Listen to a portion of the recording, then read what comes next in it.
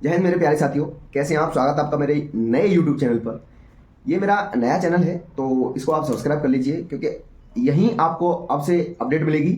जो भी भर्ती से संबंधित प्रक्रियाओं से संबंधित जानकारी है, एमपी पुलिस से रिलेटेड, यूपी पुलिस से रिलेटेड या जो भी गवर्नमेंट जॉब से रिलेटेड जो भी आपको जानकारी मिलेगी आपसे इस चैनल पर मिलेगी। तो आज की जो वीडियो है वो इस टॉपिक पे है कि जो रिजल्ट जारी करने वाले हैं एमपी पुलिस के लिए, जो 87-13 का जो फॉर्मूला है वो बहुत से लोगों को समझ में नहीं आ रहा है। तो ये डाउट आज मैं क्लियर करने के लिए वीडियो बना रहा हूँ। थोड़ी सी लंबी हो जाएगी तो एंड तक देखना वीडियो को। क्या है 87-13 का मामला। तो जैसा कि आप जानते हैं, शायद बहुत सारे लोगों को पता भी होगा, 2019 में जो ओबीसी का आरक्षण था, 2019 से पहले ओबीसी का जो आरक्षण था वो 14% था। लेकिन जब कमलनाथ सरकार आई, कमलनाथ जी की, तो उन्होंने 14% से बढ़ाकर इसको 27% कर दिया, मतलब 13% का इसमें इजाफा कर दिया। उसका कारण ये था कि ओबीसी की जो आबादी है वो ज़्यादा है अन्य जब कैटेगरी के मुकाबले और SC/ST कैटेगरी के मुकाबले। तो इन्होंने क्या किया कि 13% इसको बढ़ा दिया। ठीक है, अब कोई दिक्कत नहीं है। अब जब इन्होंने 13% बढ़ाया तो अब जनरल वाले जो हैं वो अब सामने आए, तो बोले कि भाई हमारी वैकेंसी को आप ओबीसी को दे रहे हो तो हम क्या करेंगे, अब चैलेंज करेंगे। तो इन्होंने क्या किया, कोर्ट में चैलेंज कर दिया इस चीज़ को।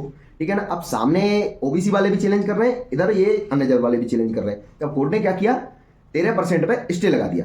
ठीक है ना, क्योंकि देखो रिजल्ट तो जारी करना ही करना है। अब 13% लोगों के लिए, बाकी के 87% लोगों को तो अपन नहीं वेट करा सकते। तो अब इन्होंने एक फॉर्मूला निकाला कि अपन 13% पे जो 87% है, जो कि हमारे फिक्स हैं, जिसमें कि ST कैटेगरी के 16%, सॉरी ST कैटेगरी के 20%, SC कैटेगरी के 16%, EWS का 10% और ओबीसी का जो पहले था 14% और बाकी के अन्य जब कैटेगरी, तो टोटल मिला के बनता है 87%।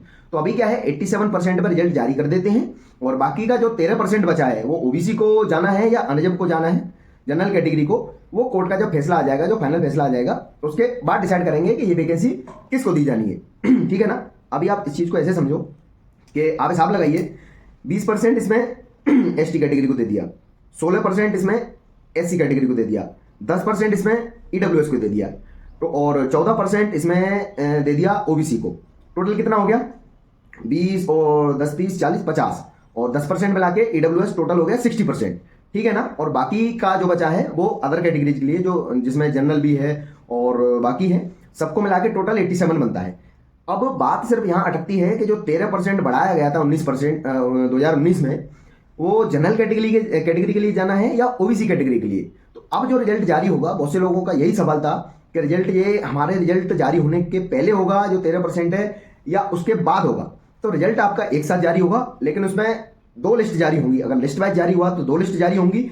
अगर आपकी लिस्ट वाइज जारी नहीं हुआ तो उसमें, अगर आप 13% में आते हो, जो कि बाद वाली 13% है 87 के बाद, तो उसमें स्पष्ट लिखा आएगा कि अभी आपका सिलेक्शन श्योर नहीं है, कोर्ट के बाद आपका सिलेक्शन श्योर होगा। अगर आप ओबीसी कैटेगरी के हो, अगर आप केस जीत जाते हो तो आपका सिलेक्शन होगा, अगर जनरल वाले केस जीत जाते हैं तो उनका सिलेक्शन होगा। ठीक है ना। बाकी के जो हाई मार्क्स वाले हैं, जो 87 में आ जाते हैं, 87 के अंडर आते हैं, उनका फिक्स रहेगा। उनका कोई भी नोट नीचे नहीं लिखा हुआ होगा कि आपका कोर्ट के ऊपर डिपेंड कर रहा है या नहीं कर रहा है। ठीक है ना।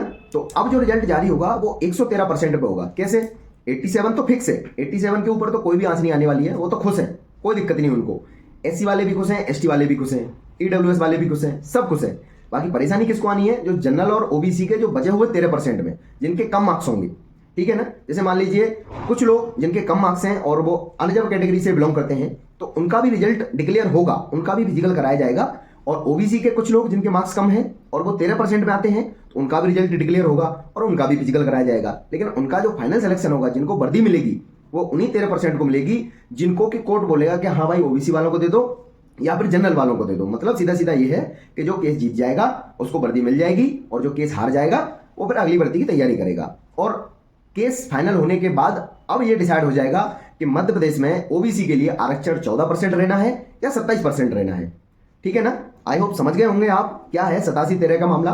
तो बहुत से लोग तो ये मेरे को पूछ रहे थे कि ये 13% का रिजल्ट जो है बाद में जारी होगा या हमारे साथ ये सब लोगों के साथ जारी होगा। तो रिजल्ट आपका सब लोगों के साथ ही जारी होगा।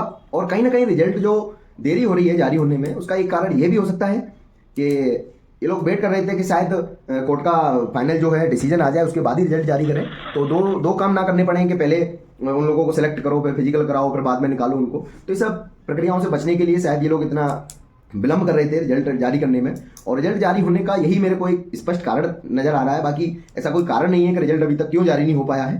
बाकी अभी जो एक नोटिस जो निकाला है ईएसबी ने, तो उसमें स्पष्ट कर दिया गया है। तो अब कुछ ही दिनों में आपका रिजल्ट आने की पूरी संभावना है। जैसा कि मैंने बोला था सोमवार को आ सकता है, तो आज रिजल्ट आपका आ भी सकता है, और नहीं भी आया तो 1-2 दिन का वेट कर लेना, आपका रिजल्ट बहुत जल्दी आएगा।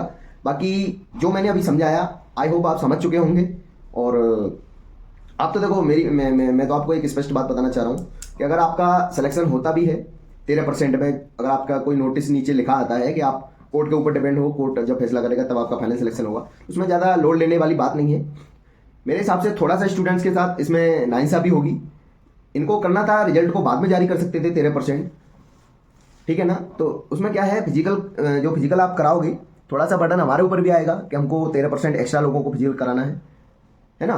बाकी फिजिकल होने के बाद जब आप इस बेस पे बाहर कर दिए जाओगे कि आप केस हार चुके हो, तो बाद में बुरा लगता है। जैसा कि एसएससी जीडी 2016-17 वाली भर्ती में हुआ था कि ओबीसी वालों को पहले फिजिकल के लिए बुला लिया गया और उनका फिजिकल कराया, और बाद में उनको सबको बाहर कर दिया गया था। जो 69 से कम मार्क्स थे सबको बाहर कर दिया गया था, 63 के ऊपर 79 मार्क्स के नीचे सबको बाहर कर दिया गया था, जबकि 73 के ऊपर वालों को सबको फिजिकल के लिए बुलाया था, 73 से 79 के बीच में। लेकिन एक को भी सिलेक्ट नहीं किया गया था क्योंकि उनके पास सेंट्रल का ओबीसी का आरक्षण नहीं था, उनको क्रीमी लेयर वाला चाहिए था। तो ये उनके साथ थोड़ा सा घाटा हुआ था। फिजिकल कराया, मेडिकल कराया, सब कुछ उनका कराया, लेकिन बाद में उन लोगों को बाहर कर दिया। तो ये थोड़ा सा नाइंसाफी है स्टूडेंट्स के साथ। बाकी क्या करें, अब गवर्नमेंट है, 13% बढ़ा के गए वो लोग, और तो चैलेंज तो उसको होना ही था। आबादी के ऊपर उन्होंने जब आरक्षण दिया तो फिर जनरल वाले चुप तो बैठेंगे नहीं, तो जनरल वालों ने डाल दी याचिका। अब जब कोर्ट का केस फाइनल हो जाएगा उसके बाद ही डिसाइड हो पाएगा कि अगली आने वाली भर्तियों में कितना आरक्षण रहने वाला है ओबीसी के लिए और जनरल वालों के लिए, ठीक है ना। आई होप ये जानकारी जो मैंने आपको दी है वो आप समझ गए होंगे, और आगे भी ऐसी अपडेट्स के लिए ये वाला चैनल मेरा सब्सक्राइब कर लेना, क्योंकि वो चैनल पे अब मैं ये वाली वीडियो नहीं डालूंगा। जानकारी वाली जो भी अपडेट्स हैं आपको इसी चैनल के माध्यम से मिलेगी, और जो भी ब्लॉग्स हैं, जो भी वीडियो मैं डालूंगा इसी चैनल पर डालूंगा, ठीक है ना।